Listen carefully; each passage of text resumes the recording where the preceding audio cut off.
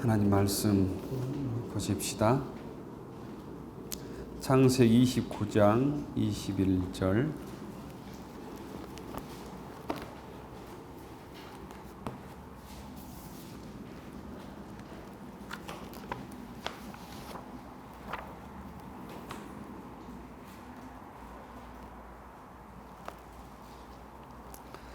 창세기 29장 21절부터 35절까지 교독하십시다.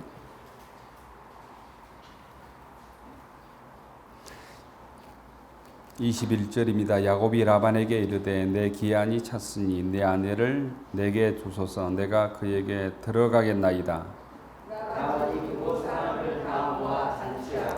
저녁에 그의 딸 레아를 야곱에게로 데려가며 야곱이 그에게로 들어가니라.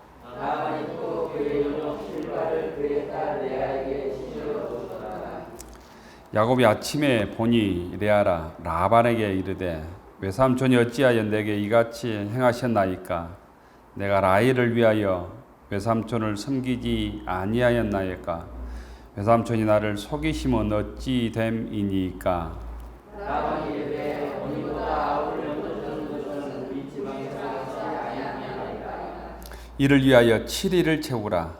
우리가 구도 내게 주리니 내가 나를 7년 동안 섬길지니라. 야곱이 그대로 하여 그 7일을 채우되 라반이 딸을 야곱에게 알려주고 라반이 또 그의 여종 비라를 그의 딸 라헬에게 주어 시녀가 되게 하며 야곱이 또한 라헬에게 얻었고 그가 레아보다 라헬을 더 사랑하여 다시 7년 동안 라반을 했습니다. 여호와께서 레아가 사랑받지 못함을 보시고 그의 태를 여셨으나 라헬은 자녀가 없었더라. 내가 이스라엘 아들을 낳고 그 이름을 루벤이라 하였는데 여호와께서 나의 괴로움을 돌보셨으니 이제는 내 남편이 나를 사랑하리라 하시라. 그가 다시 임신하여 아들을 낳고 이르되 여호와께서 내가 사랑받지 못함을 들으셨으므로 내게 이 아들도 주셨다 하고 그의 이름을 시므온이라 하였으며 그가 또 임신하여 아들을 낳고 이르되 내가 그에게 새 아들을 낳았으니 내 남편이 지금부터 나와리라 하리라 하고 그의 이름을 레이라 하였습니다. 그가 또 임신하여 아들을 낳고 이르되 내가 이제는 여호와를 찬송하리로다 하고 이로 말미암아 그가 그의 이름을 유다라 하였고 그의 출산이 멈추었더라. 아멘. 네, 주의 전에 나오신 교우들께 감사드립니다. 며칠 사이에 광주에 코로나 질병이 확산되어서 좀 걱정이 많이 있습니다. 오늘 보니까 사회적 거리두기 2단계로 광주시가 격상했다 이 얘기를 인터넷 통해서 봤는데요. 저희들도 각별히 좀 조심하고 또 예배 드릴 때 마스크도 쓰고 이렇게 거리두기 하고 예배 드려야 될 것 같습니다. 사회적 거리두기는 실내에서는 50명 이상 이렇게 함께 모여서 행사하는 것을 금하고 실외에는 100명 이상 이렇게 모여서 행사하는 것을 금하는 게 굉장히 큰 주된 내용이더라고요. 다음 주에 주일날 저희 교우들이 얼마나 나올지 모르지만 좀 나누어서 이렇게 50명 이하로 예배 드려야 되겠구나 이런 생각을 했습니다. 질병 앞에서 두려워한다고 해결될 것은 아니고 최선을 다해서 우리가 할 수 있는 예방 해야 될 것 같고요. 각자의 청결이나 또는 소위 위험한 다중시설 이렇게 함부로 가고 이것들은 서로가 좀 조심하면 좋겠고 또 위험지역 갔다 오면 스스로 이렇게 접촉하는 것을 좀 금하고 이렇게 조심해야 되지 않을까 생각합니다. 결국 주님의 은혜가 우리에게 있어야 되겠구나 이런 생각들을 하게 됩니다. 오늘 성경에 보면 야곱이 아주 황당한 일을 겪는 얘기입니다. 첫눈에 반해서 7년 동안 그 라반을 위해서 노동하는 것을 며칠처럼 여길 만큼 나이를 사랑해서 결혼을 했는데 신부를 바꿔치기 당한 것이죠. 굉장히 황당한 일이잖아요. 그토록 사모했던 나이를 과 결혼하는 그날 신부가 바꿔치기 된 것입니다. 오늘 21절에 보면 야곱이 라반에게 이르되 내 기한이 찼으니 내 아내를 내게 주소서 내가 그에게 들어가겠나이다. 이 얘기를 듣고 외삼촌 라반은 동네 사람들을 다 불러 모아다가 소위 결혼잔치 합니다. 저 어렸을 때는 결혼잔치 하면 대사 친다고 그래서 했던 어렸을 때 기억이 있는데 야곱은 아주 기분이 최고였을 것입니다. 장막에 들어가 첫날 밤을 치룹니다. 7년 동안 꿈에 그리던 아내를 얻는 날이지요. 그런데 다음 날 아침에 일어나 보니 옆에 있던 누워있는 여인은 라헬이 아니라 라헬의 언니 레아였습니다.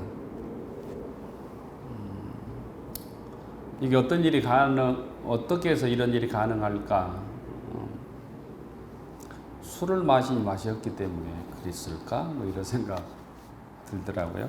포도주나 술에 취해서 분간을 못해서 이런 일이 일어날 수도 있었겠고, 그 시대일 때는 그 신부가 이렇게 그럴 때는 얼굴을 가리고 소위 이 신랑을 맞게 되어 있습니다.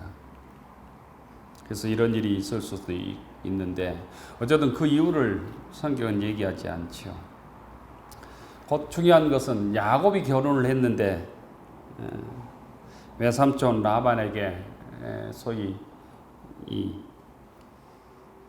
장인 어른에게 여지없이 속는다는 것이죠. 이게 핵심입니다. 지금까지 자기가 야곱 자신이 아버지를 속이고 형을 속였는데 이제는 자기가 라반으로부터 보기 좋게 속임을 당한 것이죠. 이런 것을 세상에서 나는 놈 위에 뛰는 놈이 있다 뭐 이런 표현 쓰잖아요. 그 당시의 풍습으로는 결혼식은 7일 동안 계속 열렸습니다. 또한 이스라엘에서는 이 중혼, 곧 자매를 얻는 것이 가능했고 그게 보통이었습니다. 사무엘상 1장에 보면 나오는데 나중에 중혼, 자매를 아내로 맞는 것이 레위기에 보면 금해집니다. 초창기에는 고대 이스라엘에서는 거의 가능했는데 나중에 이제 금해집니다. 야곱은 아침에 일어나서 당연히 외삼촌 라반에게 따지지요. 어찌하여 이런 일을 나에게 행했습니까? 어찌하여 나를 속일 수 있습니까? 내가 라헬을 얻기 위해서 7년 동안 라반을 위해서 외삼촌을 위해서 이게 수고했는데 나를 속일 수 있습니까? 삼촌 라반은 미안하다는 말 한마디도 하지 않고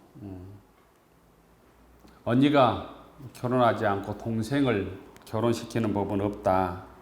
26절에 아주 간단하게 얘기합니다. 여기 풍습은 언니보다 동생을 먼저 시집 보낼 수 없다는 것입니다. 야곱이 억울해하자 라반은 다음과 같은 조건을 다시 제시합니다. 내가 라헬까지 줄 테니 7년간 또 나를 위해서 봉사해라. 이렇게 27절에 얘기합니다. 정말 라헬을 얻고 싶으면 일단 라헬의 언니 레아와 곧 신혼부부 합방기간 7일 채우고 다시 라헬을 줄 테니 7년 동안 나에게 봉사해라 라는 조건을 겁니다. 라반의 아주 심한 소위 불공정 거래라고 그랬죠. 야곱은 이에 저항할 수가 없었습니다. 야곱은 라반의 제안대로 순순히 따릅니다. 28절에 보면 야곱이 그대로 하여 그 7일을 채우며 라반이 딸 레아도 그에게 아내로 주었다. 이렇게 되어 있습니다.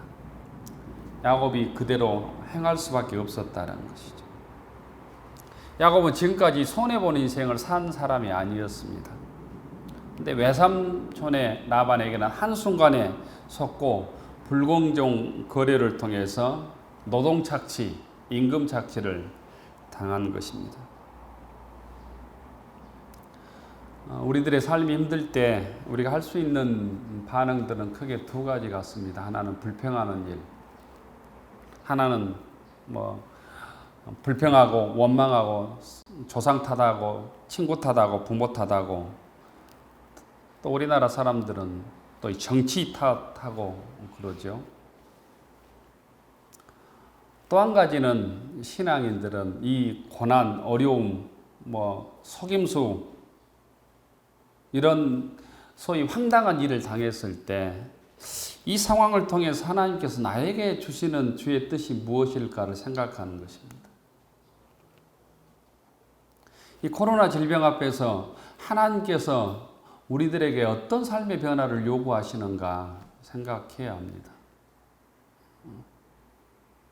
하나님께서 우리의 탐욕과 교만과 내 욕망을 채우려는 끊임없이 탐심을 줄이지 아니하면 이 문제가 해결되지 않을 뿐 아니라 상대방의 안전이 나의 안전임을 우리가 절절하게 느끼는 거죠.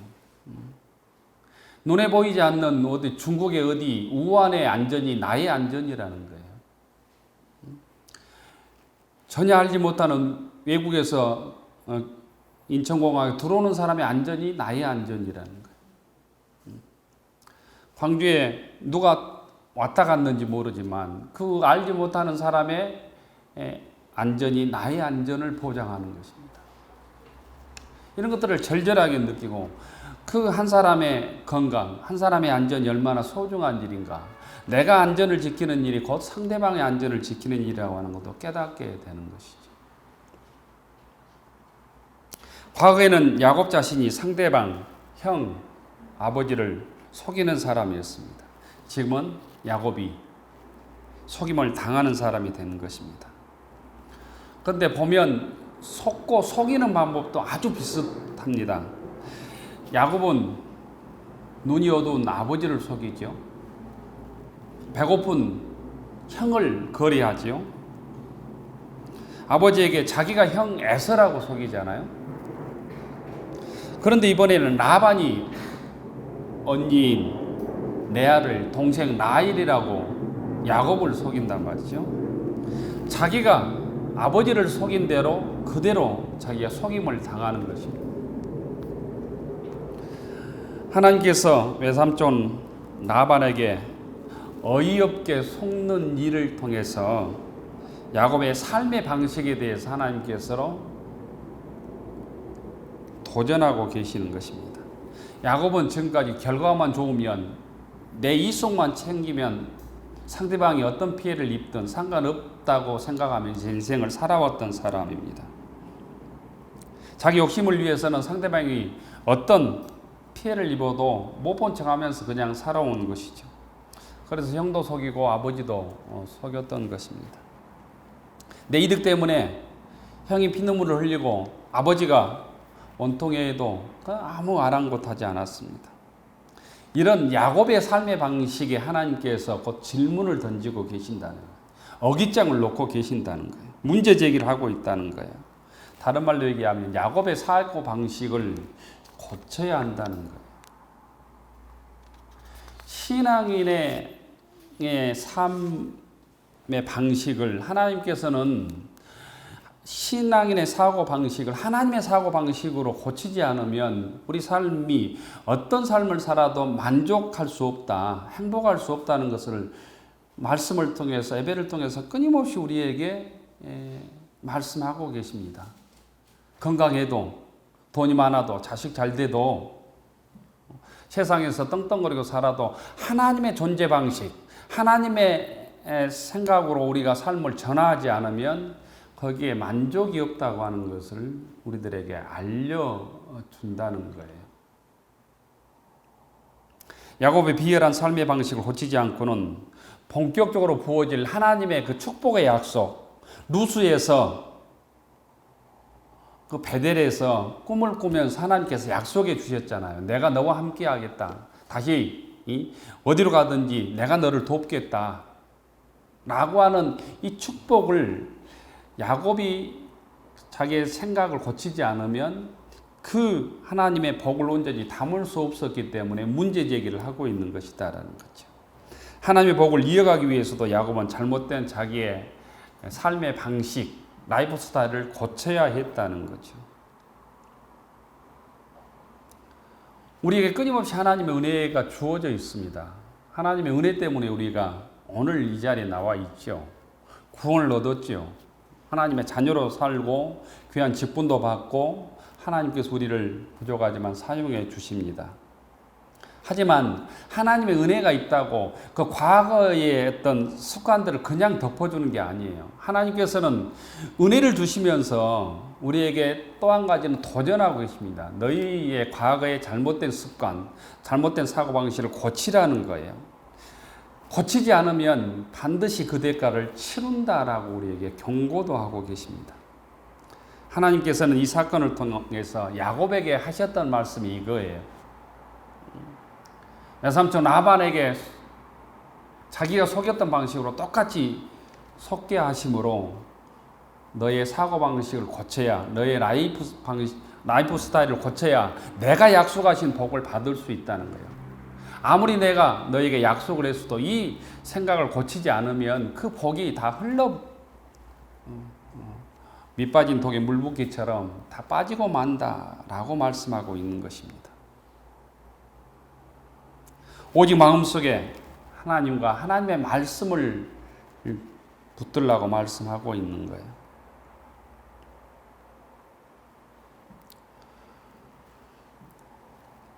그 증거가 레아를 통해서 우리들에게 보여줍니다. 하나님께서 모든 사람의 주인이시고 야곱의 주인이 되신다고 하는 것을 31절을 통해서 우리가 알 수 있습니다. 31절에 보면 여호와께서 레아가 사랑받지 못함을 보시고 그의 태를 이으셨으나 라헬은 자녀가 없었더라.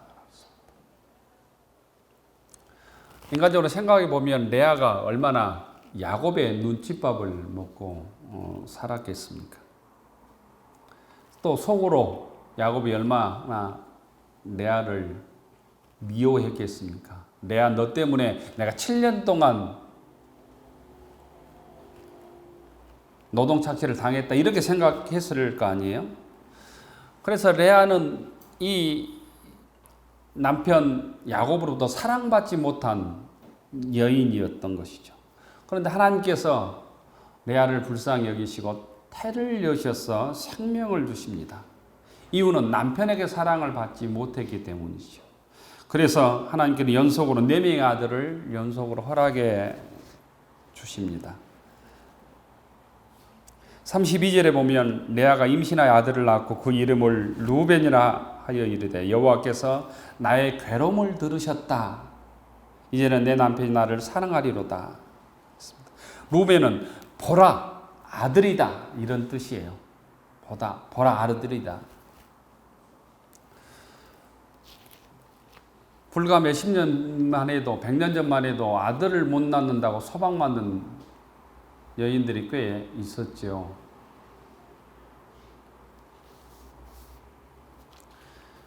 레아가 남편의 사랑을 받지 못했지만 그것을 보시고 하나님께서 태를 여셔서 아들을 주셨다. 보라 아들이다. 루벤의 뜻이 그런 뜻입니다. 곧 하나님께서 레아를 돌보셨다라는 거예요. 여기에 나타나 있지 않지만 남편의 사랑을 받지 못했기 때문에 레아가 할 수 있는 것은 한 가지였을 것입니다. 오직 하나님을 의지하고 하나님께 매달리고 하나님께 기도하지 않았겠습니까? 그래서 레아를 불쌍히 여기시고 그의 태를 열어주셨다는 거예요. 두 번째 시므온을 낳았죠. 시므온은 들으심이라는 뜻입니다. 레이는 연합함이라는 뜻이고 유다는 찬송함이라는 뜻입니다. 하나님께서 내 괴로움을 들으셔서 연합하게 하시고 하나님을 찬송할 수 있는 은혜를 주셨다고 생명을 통해서 하나님을 찬양하고 있는 것이죠. 레아는 자신의 고백 중에 하나님을 중심에 두었던 것입니다. 자신의 억울함, 서러움, 사랑받지 못함을 어떤 사람에게 토로하지 않았습니다. 오직 하나님께 기도하고 하나님을 의지했던 것이죠. 하나님만 바라보고 나아갔던 것입니다. 하나님께 소망을 두었던 것입니다. 야곱은 이 레아의 모습을 보면서 깨달았을 것입니다. 하나님께서 허락하지 아니하시면 내 계획과 내 뜻을 이룰 수 없구나. 내가 아무리 사랑하는 나일일지라도 하나님께서 나일의 태를 열어주시지 아니하시면 나일을 통해서 생명을 얻을 수 없구나. 하나님의 뜻을 얻을 수 없구나라는 것을 깨달았을 것이다라는 거예요. 하나님께서 은혜를 베풀어 주셔야 내 삶이 형통하다고 하는 것을 레아의 모습을 통해서도 야곱은 깨달았겠죠. 그래서 우리가 부족할지라도 우리가 연약할지라도 하나님께서 함께 하시면 세상의 어려움을 이겨내고 승리할 줄로 믿습니다. 하지만 세상에서 아무리 좋은 조건과 뛰어난 어떤 능력을 가지고 있다 할지라도 주님께서 함께하지 아니하시면 이 땅에서 곧 하나님께 쓰임받을 수 없다는 거예요. 세상에서는 성공했다고 큰소리 칠지라도 곧 하나님의 복과 곧 영생과 진정한 만족을 얻을 수 없다는 것입니다. 하나님께서는 우리가 믿음으로 온전해질 때까지 우리를 연단시킵니다. 우리의 죄성과 이기적인 생각을 고치고 새롭게 변화되기를 원하십니다. 우리가 온전한 믿음의 사람으로 변화될 때 하나님께서는 우리를 사용하십니다. 오늘도 우리는 이 질병을 통해서도 우리 약함을 통해서도 우리를 하나님께 성화시키시고 연단시키시고 거룩한 믿음의 사람으로 거듭나게 하고 계심을 믿을 수 있기를 바랍니다. 내가 지금 어떤 어려움이 있다면, 어떤 약함에 있다면, 어떤 고난 중에 있다면 그런 과정을 통해서 주의 섭리를 깨닫고 내가 거룩하게 되고 그 연단을 통해서 더 하나님의 뜻을 이루어가는 믿음의 사람들이 되기를 원합니다.